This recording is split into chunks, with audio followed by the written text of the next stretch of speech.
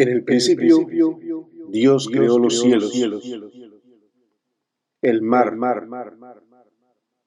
y la tierra. Creó las plantas, los animales, los peces y las aves. También nos creó a nosotros, los seres humanos. Dios los bendijo y les dijo que se multiplicaran y llenaran la tierra, y dominaran en los peces del mar, en las aves de los cielos, y en todas las bestias que se mueven sobre la tierra. Dios tiene dominio absoluto sobre su creación. Hola mis queridos amigos, hoy estaremos viendo qué dice la Biblia sobre el aborto. Este es un tema muy controversial y sobre todo en estos tiempos. Dios nos hizo y nuestra vida le pertenece a Él. Nuestras decisiones no son absolutas. Pidamos a Dios que se haga su voluntad, porque esta es perfecta. La Biblia nos enseña que la vida humana es diferente a otros tipos de vida, porque los seres humanos somos hechos a la imagen de Dios. Los relatos de la creación del hombre y la mujer en Génesis 1:27 nos dice: y creó Dios al hombre a su imagen, a imagen de Dios los creó, varón y hembra los creó. A la imagen de Dios significa un ser humano. No somos un puñado de células lanzadas al azar, por el contrario, reflexionamos a un Dios eterno que nos conoce antes de nuestro nacimiento.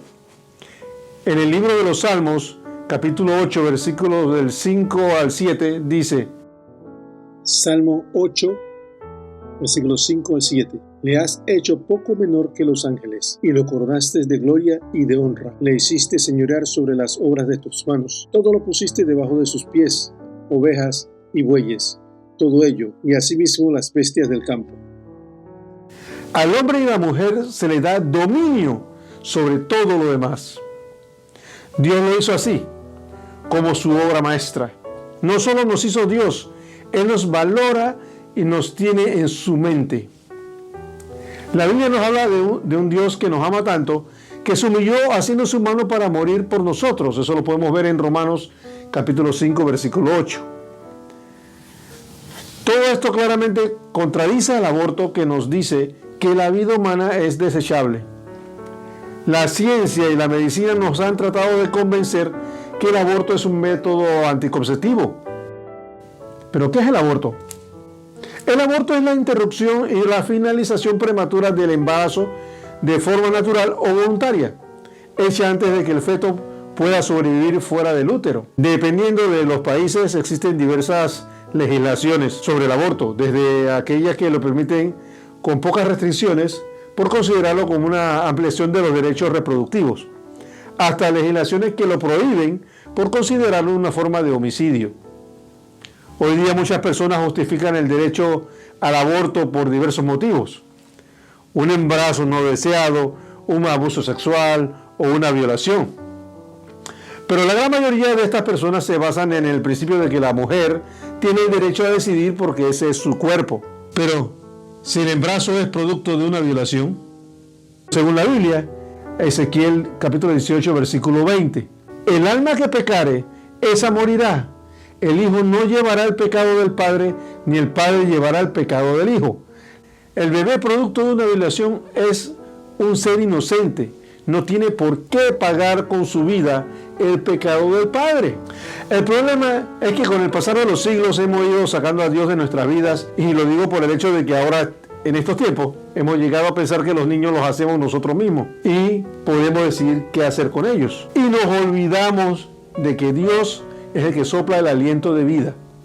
Entonces, ¿qué nos dice Dios en la Biblia sobre esto? Hay muchos versículos que nos ayudarán a entender cómo ve Dios la vida humana, incluyendo la vida de un niño en el vientre de su madre. En Génesis 2:7 dice: entonces Jehová Dios formó al hombre del polvo de la tierra y sopló en su nariz aliento de vida, y fue el hombre un ser viviente. La vida y la muerte le pertenecen a Dios, y es un pecado tomar esta decisión. Bien lo dice la Escritura en uno de sus 10 mandamientos: no matarás. En el libro de Amós dice Amós capítulo 1, versículo 13 dice: el profeta Amós condena a los amonitas porque abrieron a las mujeres que estaban encintas.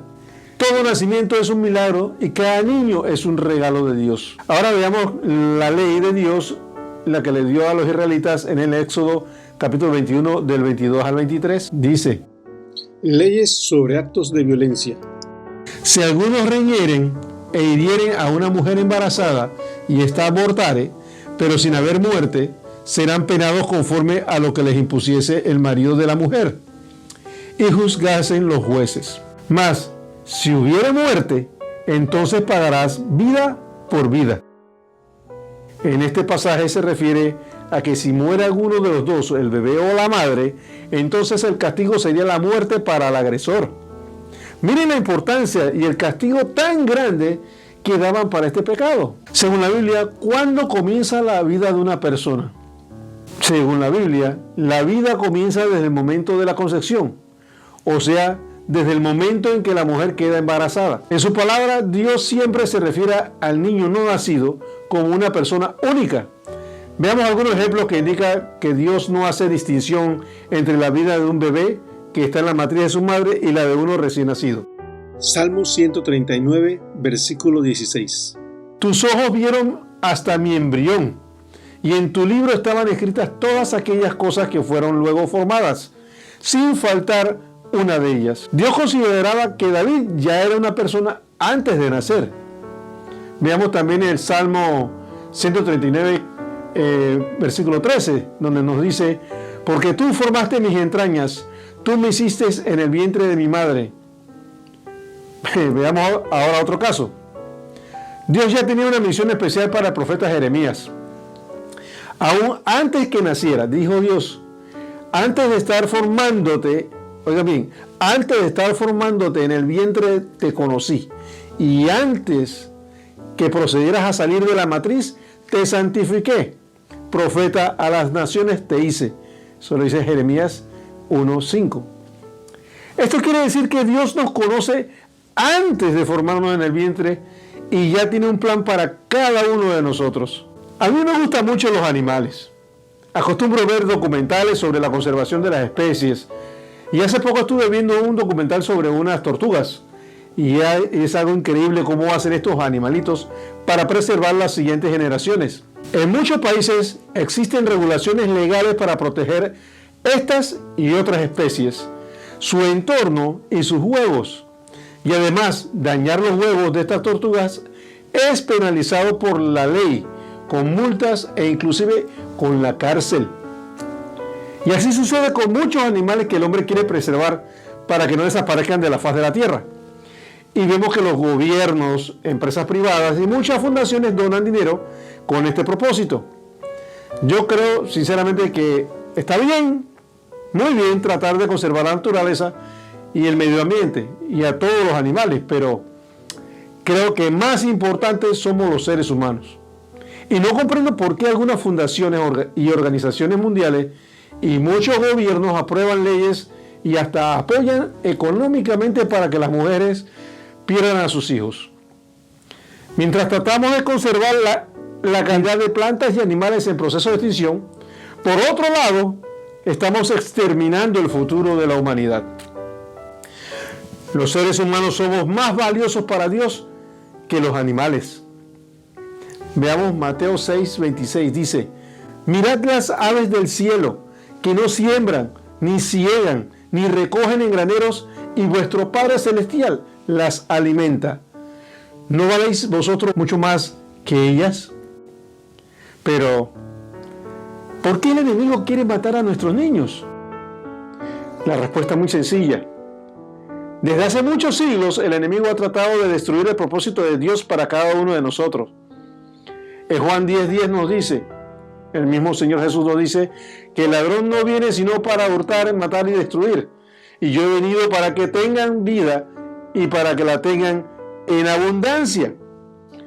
Ahora veamos algunos ejemplos en la Biblia en donde se ha querido evitar el propósito de Dios para algunos de los niños. Veamos la historia de Moisés.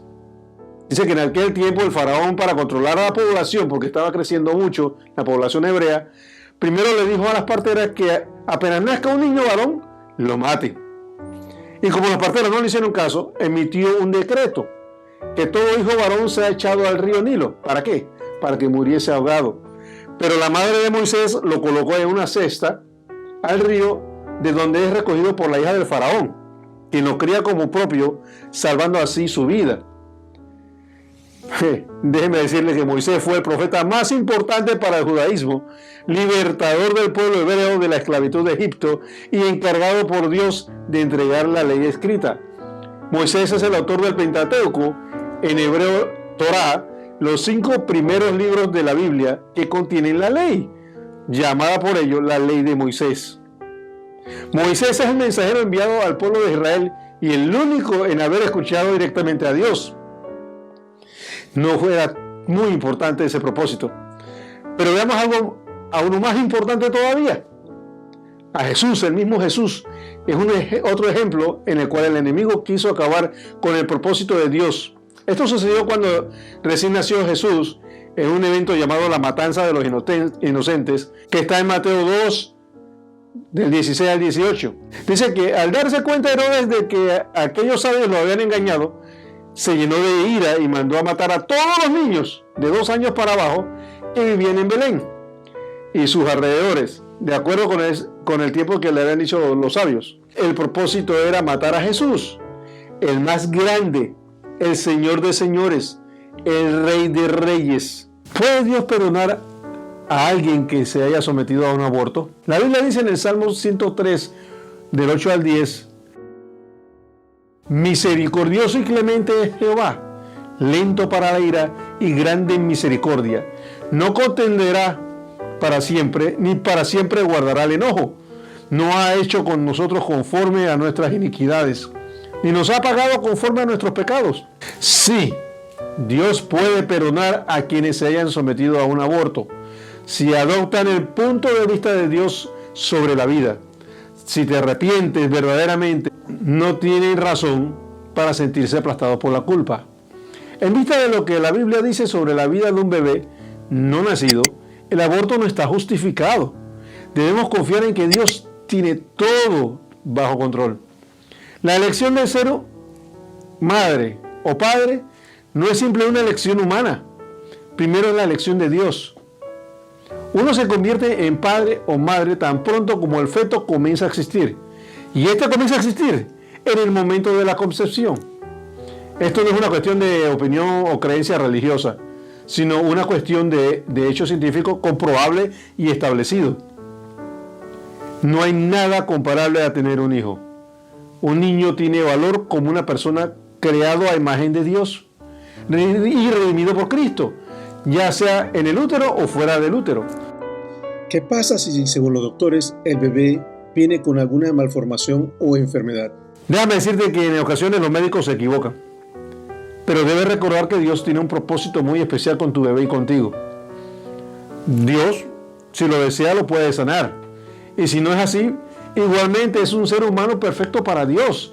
Dios no comete errores. La creación de Dios es perfecta.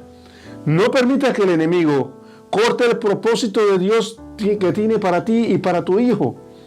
Las imágenes que te muestro a continuación para tu vida. Si te gustó este video, regálame un like y compártelo para que otras personas conozcan lo que Dios piensa sobre este tema. Gracias por ver este video. Que Dios te bendiga. Chao, amantes del Señor.